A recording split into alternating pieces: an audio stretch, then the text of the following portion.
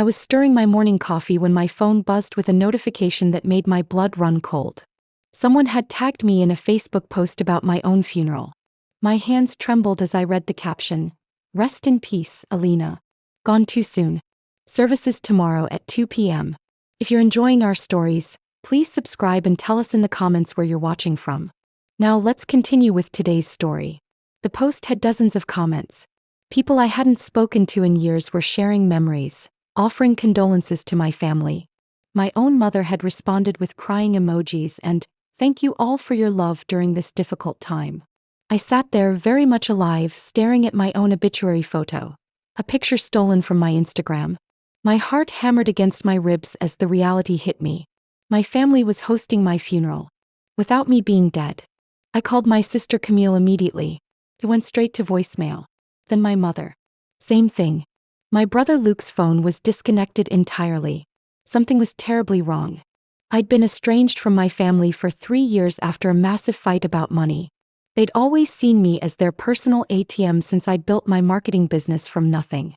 When I finally said no to another emergency loan that would never be repaid, they cut me off completely. But hosting my fake funeral, that was a new level of crazy. I grabbed my laptop and started digging deeper into social media. The funeral home's page confirmed it. Services for Alina Harris tomorrow at 2 p.m. Full viewing, burial to follow. My hands were shaking so hard I could barely type. What were they planning? And more importantly, what did they think they'd gain from pretending I was dead? Then it hit me like a freight train. The life insurance policy. The one my mother had insisted I get 5 years ago, with her as the beneficiary just in case. $500,000. They were trying to kill me off, literally. I spent the next 6 hours unraveling the web my family had spun around my supposed death. Each discovery made my stomach churn worse than the last. Starting with public records, I found the death certificate filed just 4 days ago. Cause of death: car accident. Location: a remote highway 3 states over. The signature belonged to some doctor I'd never heard of in a town I'd never visited. But here's where it gets sick. My mother had already contacted my life insurance company. I called them, pretending to be handling affairs for a deceased family member, and learned she'd submitted the initial claim that morning. $500,000 pending investigation. The beneficiary seemed very distraught, the agent told me. She mentioned wanting to hold the funeral quickly due to the condition of the body. I nearly threw up. My own mother was spinning lies about my mutilated corpse to speed up her payday. I kept digging. The funeral home had been paid in advance, $15,000 in cash. That was odd for a family that constantly claimed to be broke. Where did that money come from? Then I found the real smoking gun. 3 weeks ago, Luke had taken out a second life insurance policy on me through his employer's supplemental coverage. Another $200,000 with him as sole beneficiary. $700,000 total. That's what my life was worth to them. My phone rang. Unknown number. "Hello. Alina. Oh my God, girl, I heard about the accident. Are you okay?" It was my cousin Denise from Atlanta. Sweet, naive Denise who still believed family loyalty meant something. "Denise, what accident? Who told you I was hurt? Your mama called crying, said you were in intensive care after some terrible crash. Said you probably weren't gonna make it. I've been praying all night, honey. How are you even talking right now?" The pieces clicked into place. They'd been laying groundwork for weeks, preparing people for my death. I convinced Denise to be my eyes and ears, and what she discovered over the next few hours made my blood boil. My family hadn't just faked my death. They'd been systematically destroying my reputation and relationships for weeks.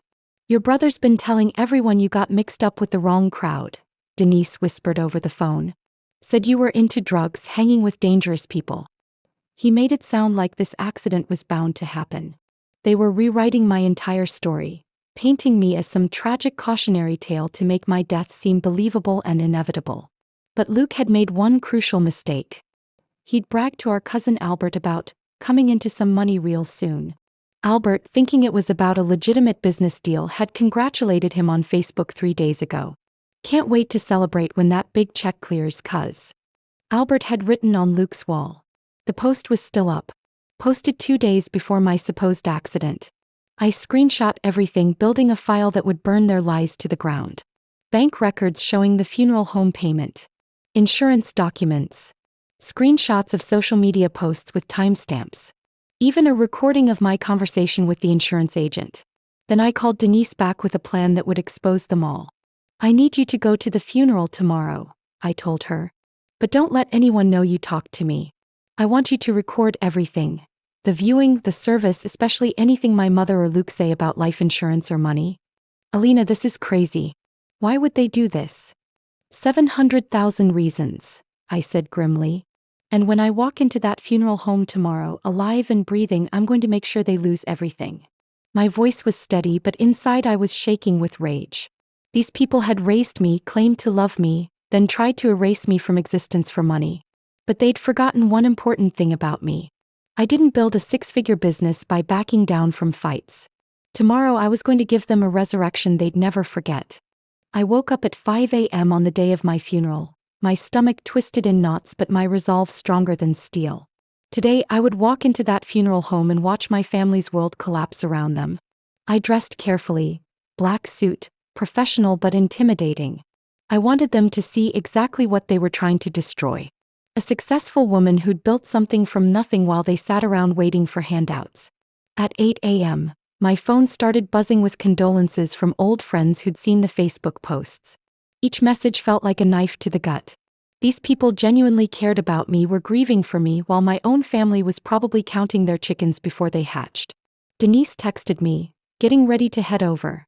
Your mama's already at the funeral home, greeting people. She's dressed head to toe in black, playing the grieving mother. It's sick, Alina." I'd spent the morning finalizing my strategy. I had evidence compiled, lawyers on standby, and a plan that would expose every single person involved in this fraud. But first I wanted to see just how deep this rabbit hole went. I called the funeral home directly, disguising my voice. "Hi, I'm calling about the Harris service today. I'm a friend of the family. Could you tell me who made the arrangements?"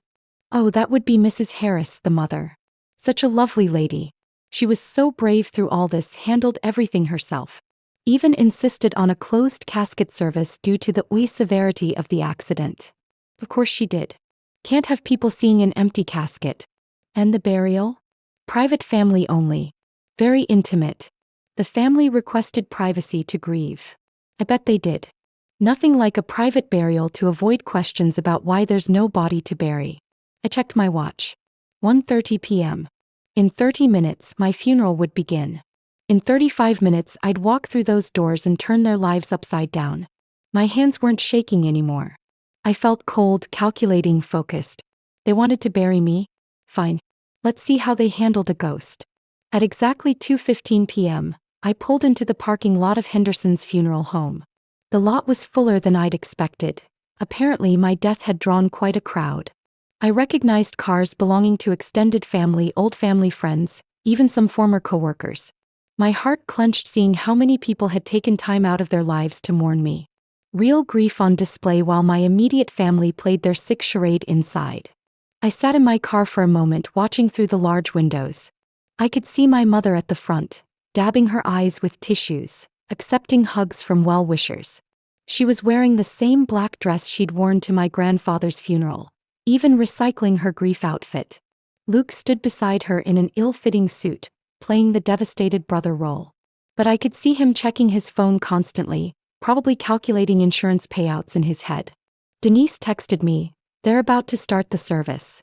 Your mom just gave this whole speech about what a troubled person you'd become." I wanted to slap her. That's when I saw something that made my blood turn to ice. Camille was there. My sister, who hadn't spoken to me in 3 years, was not only there but appeared to be helping coordinate everything. She was directing people to sign a guest book, handing out programs, acting like the grieving sister. But when she thought no one was looking, I saw her smile. Actually smile at my fake funeral. I got out of my car and walked toward the building. Through the windows I could see the casket. A beautiful mahogany piece that probably cost more than most people's cars. All for show, of course. Empty as my family's hearts. The funeral director was giving opening remarks as I reached the front door. Perfect timing. I took a deep breath, pushed open the heavy glass doors and stepped into the lobby. The first person to see me was my elderly Aunt Rose. She took one look at me, let out a shriek that could wake the dead. ironic considering, and promptly fainted. The dominoes started falling immediately. Heads turned. Voices rose. Someone screamed. And there, at the front of the room, my mother's face went white as the flowers on my casket. I smiled and walked down the center aisle. "Sorry I'm late to my own funeral," I announced. Traffic was murder. The funeral home erupted into chaos. Genuine mourners were crying, confused, asking if they were seeing things. Some people started laughing in relief and disbelief. Others looked angry at being deceived. But my focus was laser-sharp on the 3 people at the front of the room who looked like they'd seen an actual ghost. My mother, Brenda Harris, stood frozen beside my casket, her mouth opening and closing like a fish out of water. Luke had gone pale green and looked like he might vomit.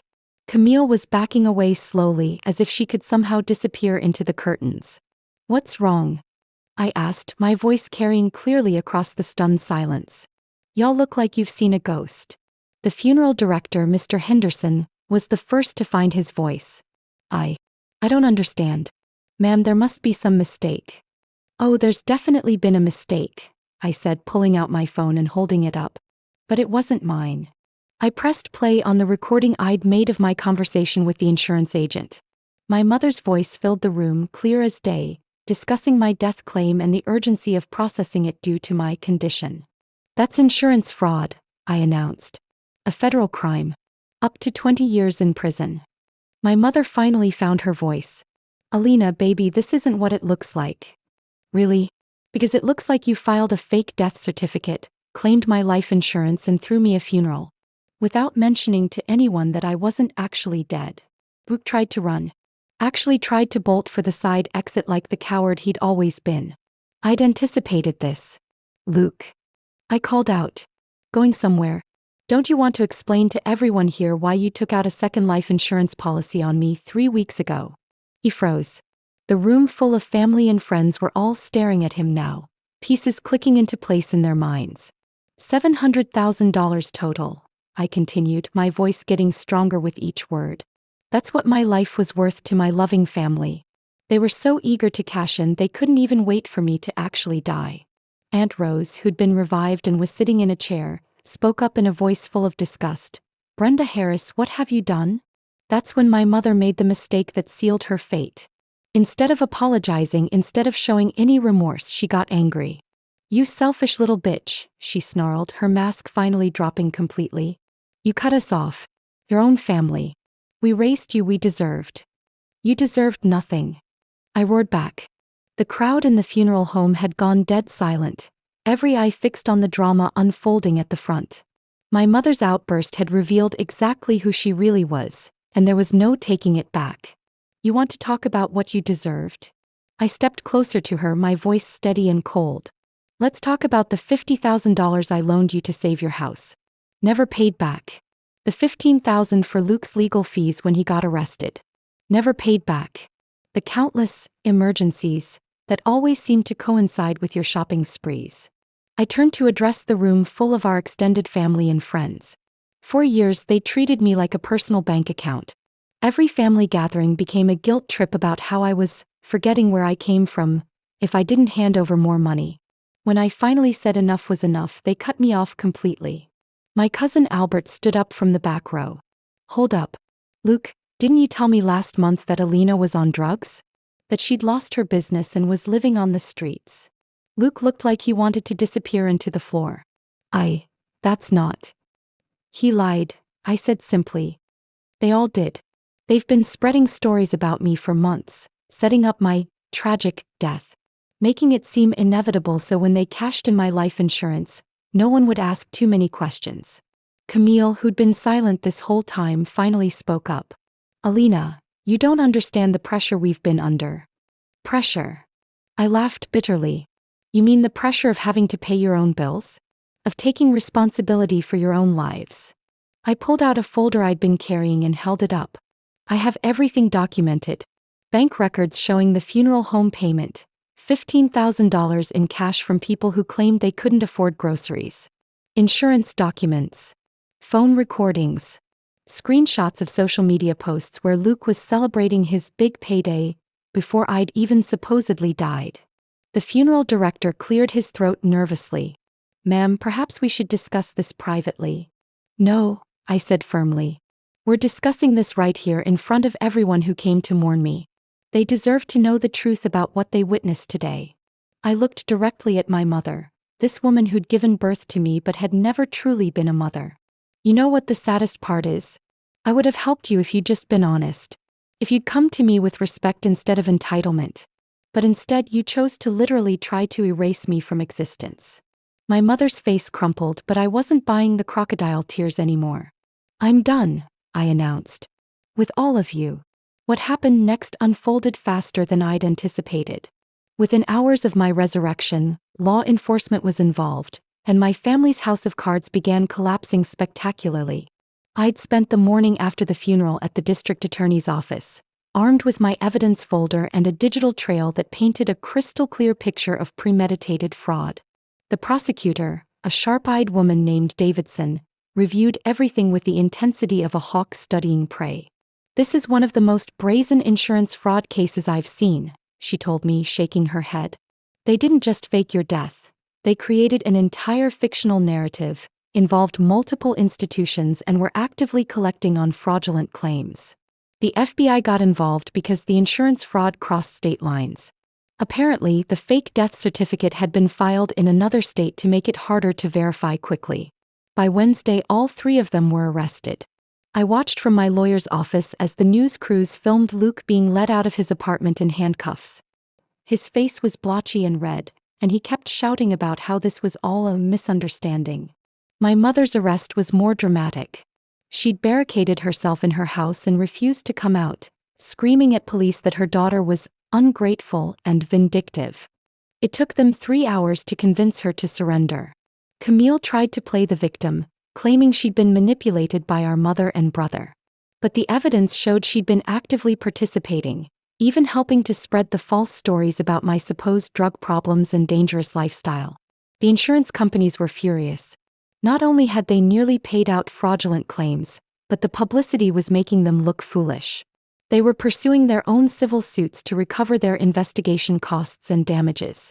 But the most satisfying call came from our family friend Mrs. Lucinda, who'd known me since I was 5 years old. "Baby," she said, her voice warm with affection, "I want you to know that half the people at that funeral left talking about how disgusting your family's behavior was. The other half were just grateful you were alive." She paused. "And there's something else. Your mama's been going around the neighborhood for weeks, telling people you'd lost your mind and were making threats against the family. She even filed a police report claiming you were stalking them." My blood ran cold. "What?" "Setting up their story, honey. Making you look unstable so if questions came up about your accident, people would think you'd finally snapped and hurt yourself. They hadn't just tried to kill me financially. They'd been trying to destroy my reputation, my relationships, my entire identity. But they'd underestimated one crucial thing. I was stronger than they'd ever given me credit for." The deeper law enforcement dug, the more shocking the conspiracy became. What I'd thought was a simple insurance fraud had tentacles reaching back years into my family's financial dealings. Detective Reynolds, the lead investigator, called me to his office to review what they'd uncovered. The conference table was covered with documents, bank statements, and photographs that painted a picture of systematic deception. "Your family has been planning this for over 18 months, he told me, his voice grim. "We found drafts of your obituary on your brother's laptop dating back to last year." He showed me printouts of Luke's search history. How to fake a death certificate. Life insurance investigation timeline. Car accident forensics. He'd been researching this like a graduate thesis. But the most damning evidence was financial. They'd been secretly liquidating assets, closing accounts, and moving money around for months. My mother had sold her engagement ring, Luke had cashed out his 401k, and Camille had taken a second mortgage on her house. They were broke, Detective Reynolds explained. Deeper in debt than you probably realized. Your mother owed $30,000 in back taxes. Luke had gambling debts with some very unsavory people. Camille was 3 months behind on her mortgage. It all made sickening sense now. They hadn't just wanted my life insurance money, they desperately needed it. But here's the kicker, the detective continued, sliding another document across the table. They'd already spent money they didn't have, anticipating the insurance payout. The funeral home payment? They borrowed that money from a payday loan company at 30% interest, expecting to pay it back within the week. I stared at the loan documents. They'd been so confident in their plan, so certain I'd never find out, that they'd already started spending money from my death. "There's more," he said. "We found evidence they were planning to contest your will if the insurance money wasn't enough. Your brother had already consulted with a probate attorney about claiming your business assets as family property." My business. The marketing firm I'd built from scratch, working 18-hour days, sacrificing relationships and social life to create something that was entirely mine. They'd wanted to take that too. That's when Detective Reynolds showed me the most chilling discovery of all. A second life insurance policy I hadn't known about. "Your mother forged your signature on this application 2 years ago," he said. "Another $250,000 with her as beneficiary. She's been paying the premiums with money from a credit card you co-signed for when you were 18. $1 million total. That's what they'd valued my life at." I sat in that sterile conference room, surrounded by evidence of my family's betrayal, and felt something shift inside me. The hurt was crystallizing into something harder, more focused. They'd made the biggest mistake of their lives. They'd left me alive to fight back. Words spread through our community like wildfire, and the court of public opinion was swift and brutal in its judgment. My family had underestimated how many people genuinely cared about me and how disgusted they'd be by this betrayal. Mrs. Weaver, who owned the restaurant where my family frequently ate, banned them permanently after seeing the news coverage. "Family who try to kill their own daughter for money not welcome here," she told the local reporter, her broken English somehow making the condemnation more powerful. The beauty salon where my mother had gotten her hair done for 20 years refused to serve her. The grocery store where Luke worked fired him immediately. Camille's neighbors started a petition to get her evicted from the apartment complex. But the most devastating blow came from our church. Pastor Howard delivered a sermon the Sunday after their arrests that was talked about for weeks. He never mentioned my family by name, but everyone knew exactly who he was talking about.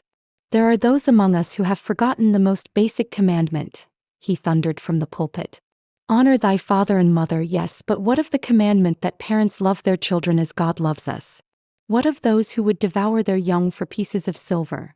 The congregation was dead silent. My family had been prominent members for decades. My mother sang in the choir. Luke had been a deacon. "When we pervert the bonds of family for greed," Pastor Howard continued, "we commit a sin so profound it shakes the very foundation of our community. A parent who would sacrifice their child for money has already died in their soul." I heard about the sermon from Denise, who called me crying. "Half the congregation walked out when he was done," she told me. Not because they disagreed, but because they were too emotional to stay. The social media reaction was even more brutal. Someone had started a hashtag #FakeFuneralFamily. The story had gone viral with thousands of comments expressing outrage and support for me. But there were also the cruel comments, mostly from people who didn't know the full story. "She must have been a terrible daughter for them to hate her this much. Family doesn't just turn on you for no reason." Those comments stung because part of me wondered if they were right. Had I been too harsh when I cut them off? Had I driven them to this desperation? Then I'd remember the evidence folder. The forged signatures. The months of planning. The lies they'd spread about my character and mental state. This wasn't a desperate act by a struggling family. This was a calculated attempt to destroy me for profit. The doubt would fade, replaced by something harder and more determined. They'd wanted me dead and buried. Instead, they'd created a monster they couldn't control. Me with nothing left to lose and everything to fight for. 3 months after my resurrection, I sat in Prosecutor Davidson's office preparing for what would be the trial of the decade in our small city. The case had attracted national attention, with legal experts calling it one of the most brazen family fraud cases in recent memory. "Your testimony will be the cornerstone of our case," Davidson explained, reviewing her notes. "But I need you to be prepared for what their defense attorneys are going to try to do to you." He was right to warn me. My family had hired expensive lawyers, funded by a legal defense loan they'd somehow qualified for, and their strategy was becoming clear. Paint me as an unstable, vindictive daughter who had driven her loving family to desperation. Luke's lawyer had already filed motions requesting my medical records, claiming I had a history of mental illness that made me an unreliable witness. My mother's attorney was preparing to argue that her actions were motivated by genuine concern for my welfare, not greed. The most offensive strategy came from Camille's defense team. They were planning to argue that she was the real victim here, manipulated by our mother and brother, and traumatized by having an abusive sister who had financially abandoned the family. They're going to try to put you on trial instead of them, Davidson warned. Every mistake you've ever made, every harsh word you've ever said to them, every time you said no to their requests for money, it's all going to be twisted and used against you. But I wasn't the scared, confused woman who discovered her own fake funeral 6 months ago. I'd spent those months working with therapists, rebuilding my support network, and most importantly, documenting everything. I had recordings of conversations going back years where my family had made increasingly aggressive demands for money. I had text messages showing their manipulative tactics. I had witnesses, friends, business partners, even former employees, who could testify to my character and financial responsibility. Most crucially, I had the evidence of their systematic deception. The forged insurance applications, the fake death certificate, the lies they'd told to mutual friends and family members, the money they'd already borrowed against my anticipated death. They made one critical error, I told Davidson during one of our prep sessions. They underestimated how thoroughly I document everything. I'm a business owner. I keep records. The prosecutor smiled grimly. That's what's going to destroy them. They plan this like amateurs, but you've been building a paper trail like a professional. As the trial date approached, I found myself strangely calm. The initial shock and betrayal had burned away, leaving behind something cleaner and more focused. I wasn't just seeking justice for myself. I was standing up for every person who'd ever been financially abused by family members, every daughter who'd been guilted into bankrolling other people's irresponsibility, every successful person who'd been made to feel guilty for setting boundaries. This trial wasn't just about insurance fraud. It was about the right to say no to family, the right to protect what you'd built, the right to exist without being seen as an ATM with legs. They tried to erase me for money. Instead, they were about to learn exactly what I was worth. The trial lasted 3 weeks, and every day brought new revelations that made my family's actions seem even more calculated and cruel. The evidence was overwhelming, the testimonies devastating, and the defense's attempts to paint me as the villain only made them look more desperate. The jury deliberated for just 4 hours. Guilty on all counts. My mother. Conspiracy to commit insurance fraud, filing false documents, attempted grand theft. 15 years in federal prison. Luke. Insurance fraud, conspiracy, identity theft, falsifying government documents. 12 years. Camille. Conspiracy, aiding and abetting fraud, perjury during the investigation. 8 years. I sat in that courtroom, surrounded by friends who'd supported me through this nightmare, and felt something I hadn't experienced in months: peace. But the legal victory was just the beginning. The civil suits were even more satisfying. The insurance companies sued them for investigation costs, legal fees, and punitive damages. The funeral homes sued for fraud and public embarrassment. Their reputation had taken a serious hit from the media coverage. I filed my own civil suit for defamation, emotional distress, and the cost of rebuilding my life after their systematic attempt to destroy me. The financial judgments totaled over $2 million. Everything they owned, houses, cars, bank accounts, retirement funds, was seized to pay the settlements. But the most satisfying moment came 6 months after the trial, when I received a call from the prison where my mother was serving her sentence. She wanted to apologize. I almost hung up immediately, but curiosity got the better of me. "Alina, baby, I know I did wrong," she said, her voice small and broken over the prison phone. "I was desperate and scared, and I made terrible choices. But I never stopped loving you." I let her talk for 10 minutes, listening to her pour out explanations and justifications and pleas for forgiveness. When she finished, I spoke for the first time. "You didn't love me," I said quietly. "You loved what I could provide for you. Love doesn't plan someone's fake funeral for money. But baby, I'm not your baby anymore. I'm not your daughter anymore. You made that choice when you tried to erase me for $700,000. I hung up and blocked the prison number. 2 years later, I was thriving. My business had actually grown from all the publicity.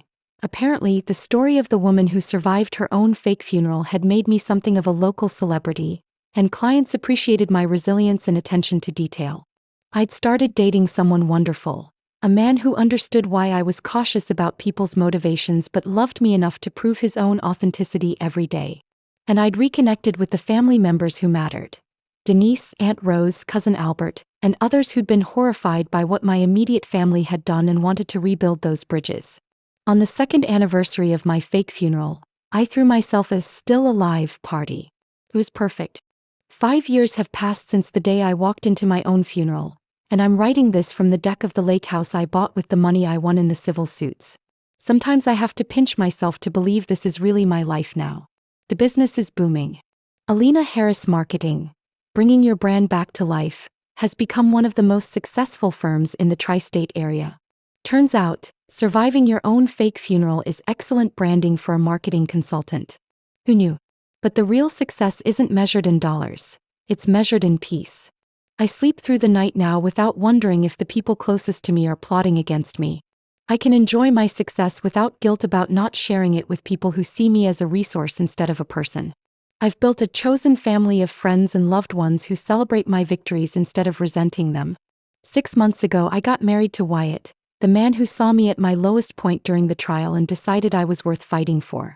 Our wedding was small but perfect, filled with people who actually love us, not people who see our union as an opportunity for a payday. I still get occasional messages from people who found themselves in similar situations, financially abused by family members, guilt-tripped into enabling destructive behavior, or struggling to set boundaries with people who claim blood makes everything acceptable. I always tell them the same thing. You cannot set yourself on fire to keep other people warm, especially when those people are perfectly capable of generating their own heat. Last month, I received a letter from Luke.